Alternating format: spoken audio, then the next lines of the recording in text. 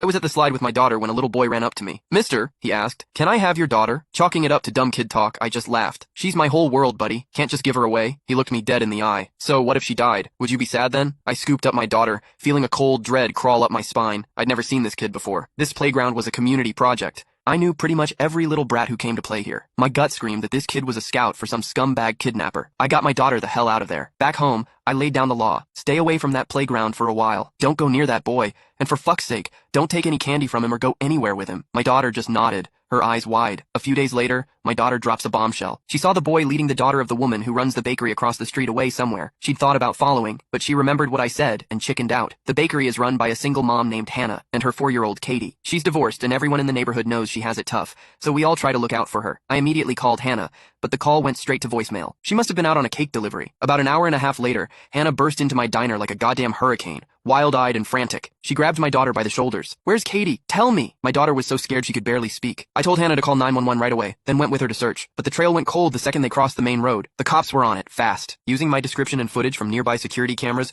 they found the boy that same night. His name was Leo. Leo swore up and down he hadn't taken Katie. His parents backed him up, lying through their teeth that their son had been home all day. The cops showed them the surveillance footage, blowing their bullshit story to pieces. That's when Leo, the little shit, finally mumbled, I'm not 12 yet, so I don't have to go to jail, right? Leo led us to a derelict construction site nearby and pointed to a small, freshly dug pit in the ground. She's in there. The cops dug away the loose dirt and found a styrofoam cooler, the kind you get from Amazon deliveries. They pried the lid open. Katie was crammed inside, curled into a ball. Her eyes were wide open, her mouth slightly agape, her face a mask of pure terror. Hannah just fucking broke. She lunged at Leo, trying to tear him apart, but the cops managed to hold her back. The police had Leo recount the whole thing. His clarity, his step-by-step logic, sent a fucking icicle through my heart. Leo said he found the pit at the construction site and got the idea to bury something alive in it. First, he tried a stray cat, but it scratched its way out immediately. A failure. So, Leo switched his target to a kid. But the hole was too small, so the little psychopath tied 2 shoelaces together to measure the pit's dimensions. Whenever he found a potential target, he'd measure them with the shoelace first before trying to snatch them. He also said he only picked little girls. They were easier to control, and he added,